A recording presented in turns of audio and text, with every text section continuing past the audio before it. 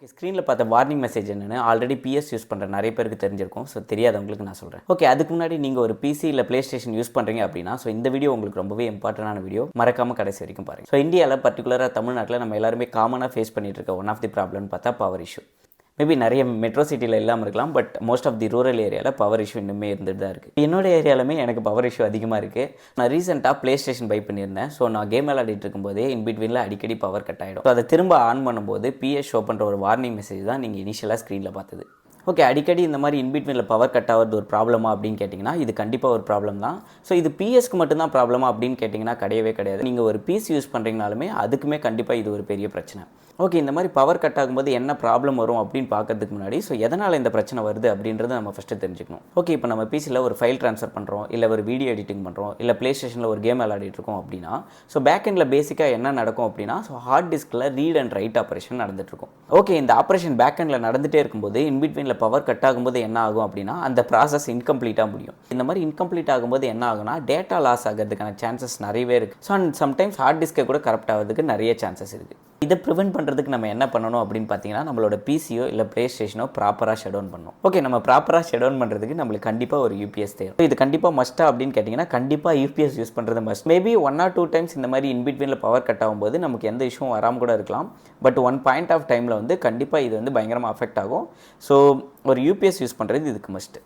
Okay, என்னோடய play ஸ்டேஷனுக்கு நான் இந்த யூபிஎஸ் தான் யூஸ் பண்ணுறேன். இது ஏபிசியோட 660 வாட் ஒரு யூபிஎஸ். ஸோ நீங்கள் ஒரு யூபிஎஸ் வாங்க போகிறீங்க அப்படின்னா நீங்கள் எந்த ப்ராடக்ட்டுக்கு எவ்வளோ பவருக்கு யூபிஎஸ் வாங்க போகிறீங்க அப்படின்றத தெளிவாக இருங்க. ஓகே, எதுக்காக நான் இதை சொல்கிறேன் அப்படின்னா ஸோ இதுக்கு முன்னாடி நான் இதே பிராண்ட்லேருந்து 360 வாட் ஒரு யூபிஎஸ் வாங்கியிருந்தேன். ஸோ அது வந்து எனக்கு அவ்வளோ கம்பேட்டபிளாக இல்லை. ஈவன் பவர் இருக்கும்போதே நான் ப்ளே ஸ்டேஷன் அண்ட் மானிட்டரை கனெக்ட் பண்ணும்போது என்ன ஆச்சுன்னா பவர் இருக்கும்போது அது பீப் சவுண்ட் கொடுக்க ஆரம்பிச்சது. ஓகே, அதுக்கப்புறம் தான் நான் ரிசர்ச் பண்ணி பார்க்கும்போது ஸோ அதோட லோட் அதெல்லாம் ஹேண்டில் பண்ண முடியல அப்படின்னா சம்டைம்ஸ் பவர் இருக்கும்போதே அது பீப் சவுண்ட் கொடுக்க ஆரம்பிக்கும். ஓகே, நீங்கள் ப்ளே ஸ்டேஷன் யூபிஎஸ் சூஸ் பண்ண போகிறீங்க அப்படின்னா ப்ளே ஸ்டேஷனோட பவர் மட்டுமே கேல்குலேட் பண்ணக்கூடாது, அதோட மானிட்டரோட பவரையும் கேல்குலேட் பண்ணணும். ஸோ மானிட்டர் இல்லாமல் ப்ளே ஸ்டேஷனை ஷட் டவுன் பண்ண முடியாது. நிறைய பேர் சொல்லுவாங்க நம்ம ரிமோட் ப்ளேயில் வந்து ஷட் டவுன் பண்ணிக்கலாம் அப்படின்னு சொல்லிட்டு. அது அந்தளவுக்கு பீசிபிள் வேவாக இருக்காது. நிறைய டைம் கனெக்ட் ஆகாமல் கூட போகலாம். நீங்கள் சூஸ் பண்ணி வாங்கும்போதே கரெக்டாக கேல்குலேட் பண்ணி சூஸ் பண்ணி வாங்க. நீங்கள் என்ன மானிட்டர் யூஸ் பண்ணுறீங்க, என்ன டிவி யூஸ் பண்ணுறீங்க, அதுக்கான பவர் வந்து இது கரெக்டாக ஹேண்டில் பண்ணுமா, ஸோ எல்லாத்தையுமே சூஸ் பண்ணி வாங்க.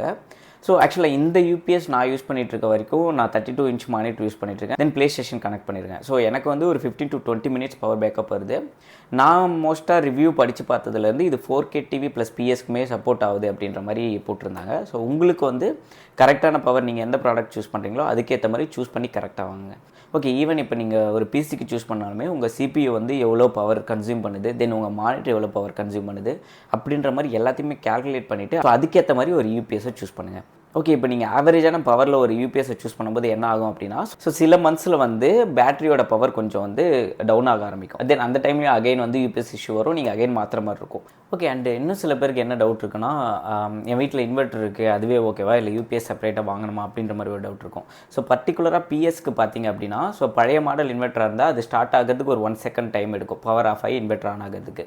ஸோ அதுக்குள்ளவே பிஎஸ் ஆஃப் ஆகிடும். ஸோ ஜஸ்ட் வந்து நீங்கள் பிஎஸ் வாங்கினதும் உங்களோட இன்வெர்ட்டரில் கனெக்ட் பண்ணி செக் பண்ணி பார்த்துக்கோங்க அது சப்போர்ட் ஆகுதா இல்லையான்னு. பவர் ஆஃப் ஆகி இன்வெர்ட்டர் ஆன் ஆகிறதுக்குள்ளே பிஎஸ் ஆஃப் ஆகிடுது அப்படின்னா ஸோ நீங்களுமே ஒரு யூபிஎஸ் வாங்கி வச்சுக்கிறது பெட்டர். மேபி இப்போ நம்ம ஒரு பிசி பில் பண்ணுறோமோ இல்லை பிஎஸ் பார்க்குறோமோ நம்ம ஒரு அமௌண்ட் ஸ்பெண்ட் பண்ணி தான் அதுக்காக வாங்கியிருப்போம். ஸோ அதோட அமௌண்ட் கூடவே இதுக்கும் கேல்குலேட் பண்ணி ஒரு நல்ல யூபிஎஸ்ஸாக வாங்கி வைக்கிறது பெட்டர். ஸோ ஓகே கைஸ், அவ்வளோதான் இந்த வீடியோ. இது ஜஸ்ட் ஒரு இன்ஃபர்மேட்டிவ் வீடியோ தான். PC and PlayStation use பண்ணுற உங்கள் ஃப்ரெண்டுக்கு இந்த வீடியோவை ஷேர் பண்ணிவிடுங்க. அண்ட் இந்த மாதிரி நிறைய யூஸ்ஃபுல்லான கண்டென்ட் பார்க்குறதுக்கு சேட் டாட்ஸை சப்ஸ்கிரைப் பண்ணிக்கோங்க.